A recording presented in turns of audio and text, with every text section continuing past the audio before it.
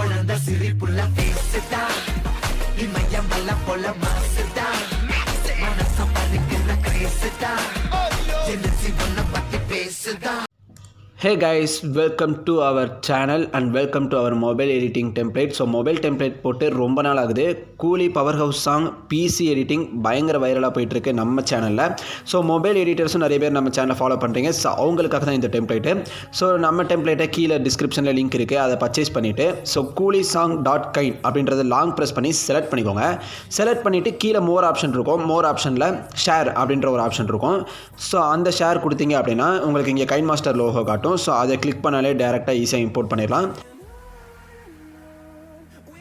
இந்த கைன் மாஸ்டர் ப்ராஜெக்டை இம்போர்ட் பண்ணுறதுல ஏதாவது ப்ராப்ளம் இருந்ததுன்னா நம்மளை இன்ஸ்டாகிராமில் வந்து டிஎம் பண்ணுங்கள். நான் எந்த ஒரு டவுட்னாலுமே நான் வந்து டக்குனு மெசேஜ் பண்ணுவேன் முடிஞ்ச அளவுக்கு. ஸோ கீழே பார்த்தீங்கன்னா இமேஜஸ் வரிசையாக உங்களுக்கு தெரியும் இல்லையா. ஸோ இந்த இமேஜஸை நீங்கள் இப்போ ரீப்ளேஸ் பண்ண போகிறீங்க. அவ்வளோதான், சிம்பிளாக முடிஞ்சு. வேறு எதையுமே நீங்கள் டச் பண்ண தேவையில்ல. சப்போஸ் நீங்கள் இமேஜை டெலிட் பண்ணிட்டாலும் கூட மேலே வந்து நான் பர்பிள் கலரில் மார்க் பண்ணியிருக்கேன் எதுலேருந்து எது வரை ஒரு இமேஜ் அப்படின்றத. ஸோ அந்த பர்பிள் கலர் மார்க்கை வச்சு கூட நீங்கள் வந்து அந்த இமேஜை திருப்பி வந்து அந்த இடத்துல செட் பண்ணிக்கலாம்.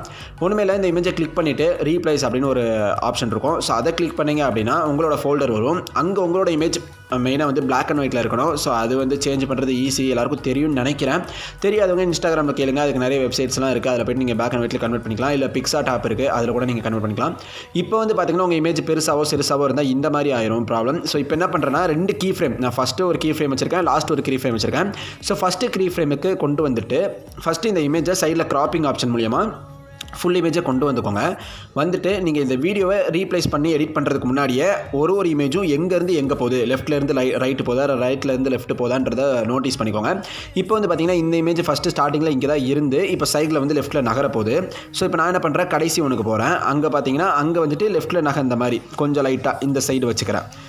ஸோ ரைட்லேருந்து லெஃப்ட் வர மாதிரி, லெஃப்ட்டாக ரைட்டாக எனக்கு சரியாக தெரில, லெஃப்ட்லேருந்து ரைட் வர மாதிரி அந்த மாதிரி வச்சுருக்கேன். இப்போ நீங்கள் இதை ப்ளே பண்ணி பார்த்தீங்கன்னா தெரியும். ஸோ இந்த இமேஜ் வந்து கீ ஃப்ரேம் வச்ச மாதிரி இங்கிட்டிருந்து இங்கிட்டு லைட்டாக ஒரு மூவ் வந்து தெரியும். ஸோ இவ்வளோ தான். இதை மாதிரியே ஒரு இதுக்கும் ஒரு கீ ஃப்ரேம் வந்து செட் பண்ணி மூவ் பண்ணியிருக்கேன். ஸோ அதை மட்டும் நீங்கள் கரெக்டாக பண்ணிட்டீங்கனாலே இந்த டெம்ப்ளேட் உங்களுக்கு பக்காவாக வந்துடும்.